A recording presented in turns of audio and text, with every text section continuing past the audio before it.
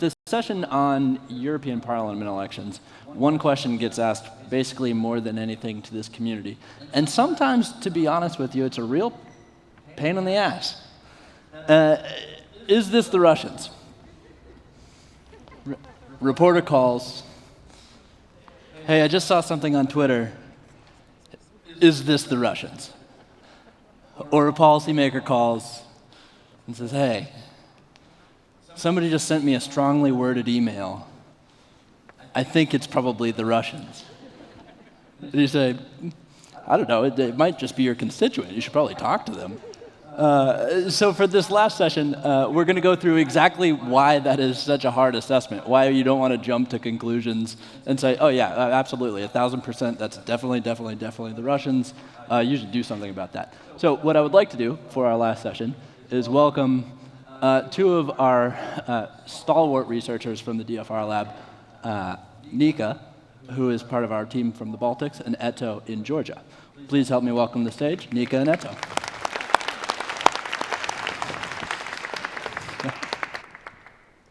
Hi, everyone, and thank you so much for staying this engaged, because we should go through some pressing issues like meddling, manipulation, interference. I won't even ask you how many times have you heard these words during the last couple of years. The central principle of democracy, that people should be able to select for themselves the leaders that meets their political views the most, has once again come under the challenge, threatening to undermine our hard-won freedoms. In 2017, all the 17 United States intelligence agencies published a report. It was nearly unprecedented and unclassified, accusing Russia of meddling in 2016 US presidential elections. European Union officials have published a report accusing Russia of orchestrating in continued and sustained disinformation campaign during the last May elections. Frankly, when we started to discuss the title of this session between us, is this the Russians? I was like, so I come from Georgia, and I was like, of course it is Russians. Like, why are you even asking it? Why do you put the question mark after this title? But then my professional side overcame my emotional one, which is to verify everything before one makes claims. And this is exactly what you will do in the next 15 minutes. You probably find envelopes on your tables. You do, I'm sure of that. And when you unseal an envelope, you'll see an answer sheet. So what we want you to do is to look at the case studies that are labeled with letters and spend some time discussing, matching the corresponding evidence that's underneath the case study that we present to tell, was it the Kremlin? And here's a very crucial difference, because Russians are the nationality, the nation, and the Kremlin is the government. So can you tell that that was a government or not, and why do you think so? You will have 10 minutes to discuss it, and then we will present the right answers. So the countdown starts now.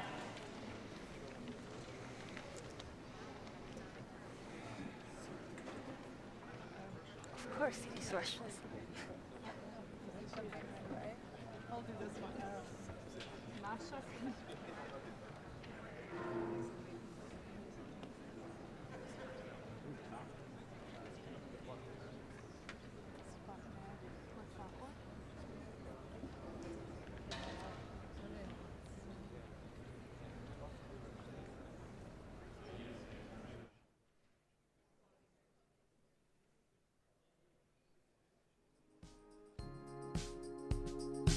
Yes, it is Russians.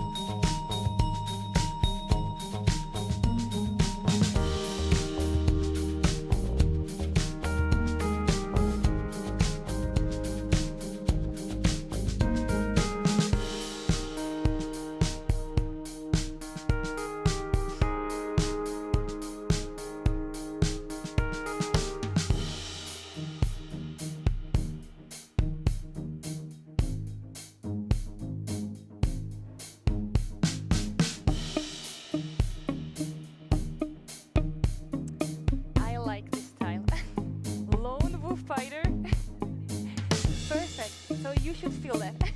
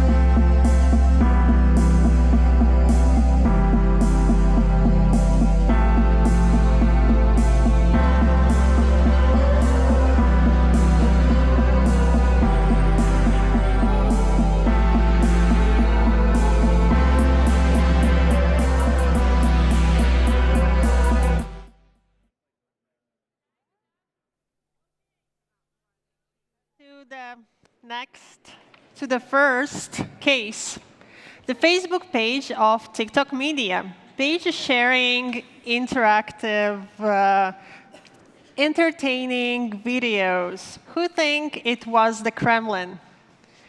Raise your hands. Who think it was not? Okay, there are a few hands. But yeah, the great majority said it right. It was the Kremlin. How do we know that?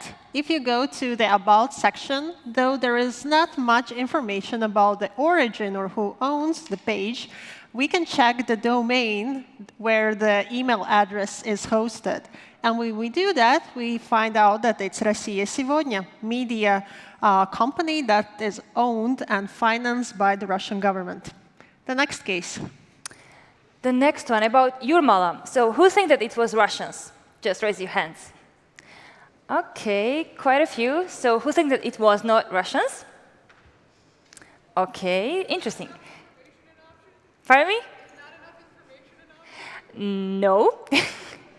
you know, we live in a hostile environment. So this is actually Russians. So how do we know that it's Russians? So this Yurmala page, they were posting some entertaining content together with some weather forecasts. But the interesting thing here is cross-posted video. So what does it mean? So the page cannot cross-post video if it doesn't have a confirmation from the main page that is posting video. So basically, it means that the first source was Sputnik, and the Yurmala page was cross-posting videos from Sputnik. It makes this page seem Russian. So yes, it's Russians. And I was happy.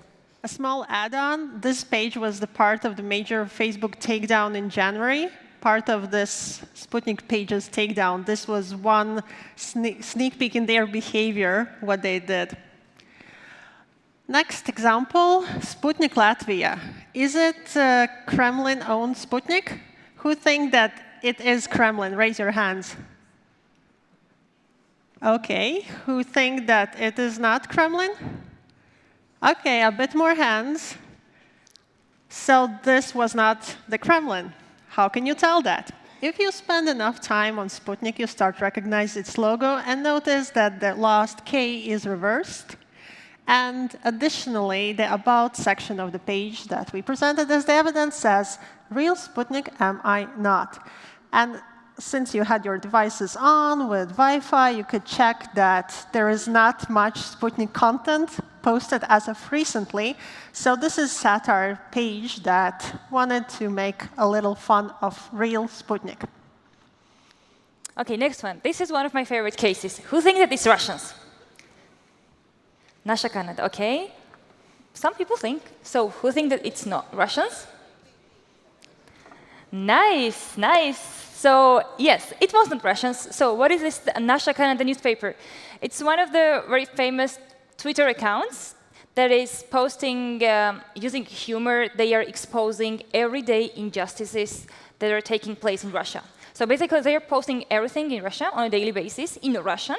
But this page, Twitter page, and the newspaper was created by Russian-speaking guys who live in Canada. And just make sure to follow them. They are really cool. And the last case, Newsfront, media outlet, writes in 6 different languages about Russia, Ukraine, Crimea, Lugansk, Donetsk. Is it the Kremlin? OK, those that think that it is. Who think that it isn't? Some like doubtful. Oh, there is a hand. OK, so it was the Kremlin. And it went publicly known in 2017 when a whistleblower talked with Zeit, German newspapers, journalists, and revealed how the media outlet is operated and how it's financed by the Kremlin. So well done, digital Sherlocks. Yeah.